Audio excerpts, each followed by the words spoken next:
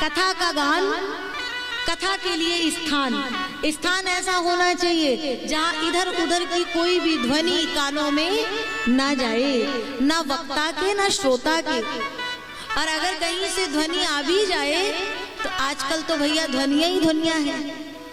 हाँ, पहले के समय में शांतिप्रिय स्थान तमाम मिलते थे, आजकल बहुत ध्वनियां हैं। तो बाहर वाले श्रवणों को बंद कर लीजिए और भीतर वाले श्रवणों को खोल करके और फिर कथा सुननी चाहिए। तो कहा जाए बद्रीनाथ धाम में सब तो आ नहीं पाएंगे तो थोड़ा नीचे उतरते हैं। बद्रीनाथ धाम से नीचे है हरि का द्वार, हरि द्वार। थोड़ा परिश्रम तो करना पड़ेगा ना, नीचे आना पड़ेगा। और जब नीचे आ जाएंगे तो जो अस्वस्थ है या जिनके पास में बहुत सामर्थ्य नहीं है धन की, वो हर व्यक्ति बद्रीनाथ धाम बद्रिका आश्रम नहीं पहुंच सकता है, लेकिन हाँ हरिद्वार लगभग पहुंच सकते हैं। इसलिए एक ऐसा स्थान रख दिया जाए तो हरिद्वार तक जाने के लिए तो चलना पड़ेगा। उतर के आते हैं हरिद्वार में, गंगा तट पे कथा प्रारंभ होती है। और कथा प्रारंभ हुई, सनकादि महर्षि आसन पर बैठ गए और मंगलाचरण के माध्यम ने ही भक्ति ज्ञान वैराग्य को सूक्ष्म रूप से बुला लिया गया है। और प्रहलाद जी, उद्धव जी जितने संत हैं अपने शिष्य मंडली के साथ में, जो गृहस्थ संत हैं वो अपने कुटुंब परिवार जनों के साथ में,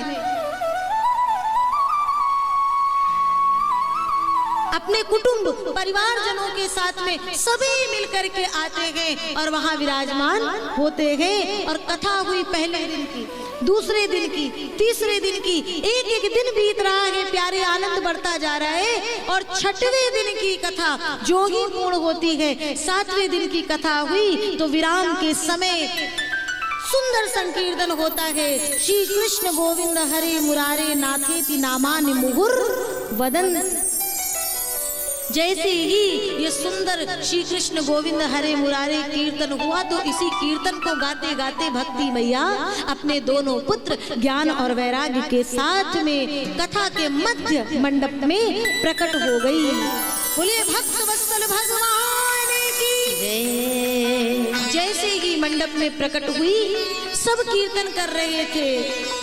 राधा नाचे, कृष्ण नाचे, नाचे गोपी जन, मन मेरो बन गयो सखीरी, पावन वृंदावन। अद्भुत महिमा और ऐसा कीर्तन हुआ सरकार कि भगवान आने पर विवश हो गए। किशोरी जी से कहा, राधा रानी चलिए, इतना सुंदर संकीर्तन हो रहा है, इतना सुंदर कीर्तन छोड़ करके और मुझसे यहाँ रहा नहीं जा रहा, जल्दी से चलिए। और जैसे ही सबने कीर्तन बंद किया ना, तो सामने किशोरी राधा रानी के गल बहिया दे करके आहा, कुछ दशा अनोखी उनकी बतलाते हैं जो मेरे मनमोहन के प्रेमी कहते हैं। आंखों में आंसू, देह की सुध-बुध खो जाते हैं जो मनमोहन के प्रेमी कहते हैं। भगवान ने सबको देखा और देख करके प्रकट हुए। और जरा सोचो, जिस ठाकुर की आप कथा सुन रहे हो वो ठाकुर कथा के बाद आपके सामने प्रकट हो जाए तो आपको कैसा लगेगा? क्यों भाई? पहले तो प्रकट हो जाए, है ना? और जब वो आ जाएंगे तो हम उनसे क्या कहेंगे ये तो कुछ नहीं पता, क्योंकि उस समय तो सुध-बुध सब खो बैठेंगे।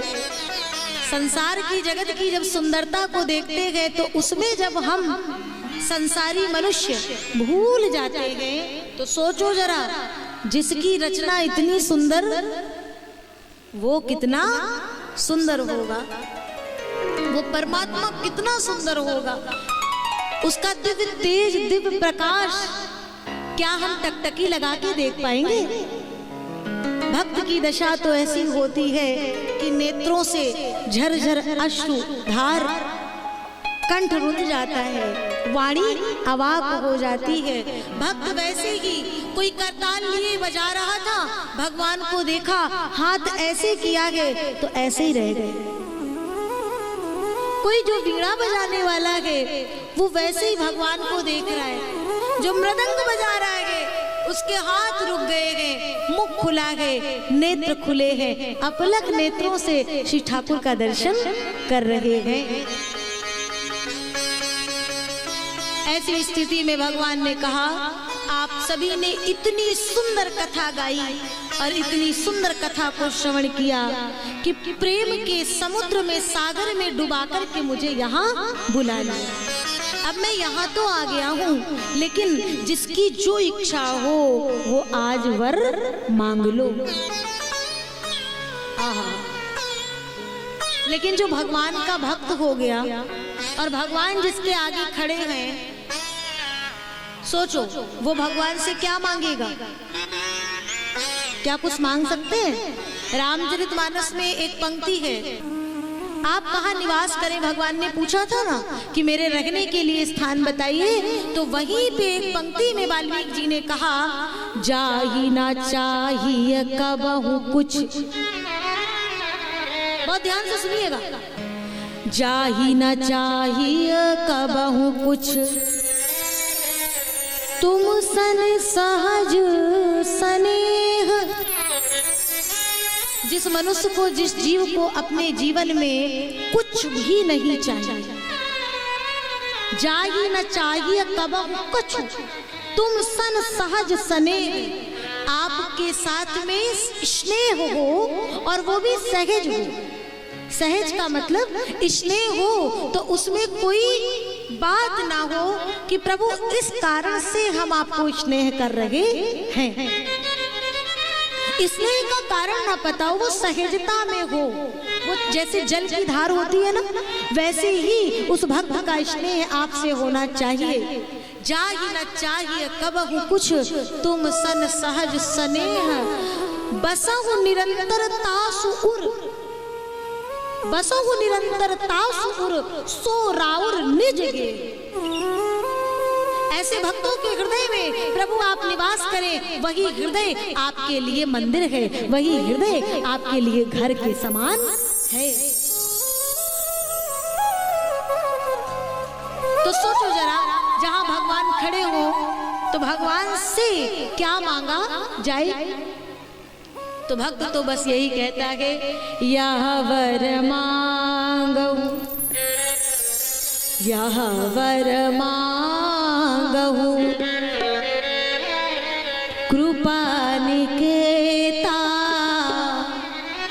बसहु हृदय सी अनुज समेता। यह वर मांगहु, कृपा निकेता, बसहु हृदय सी अनुज समेता। मिलत कृपा, मिलत कृपा तुम पर प्रभु कराई, मिलत कृपा तुम पर प्रभु कराई।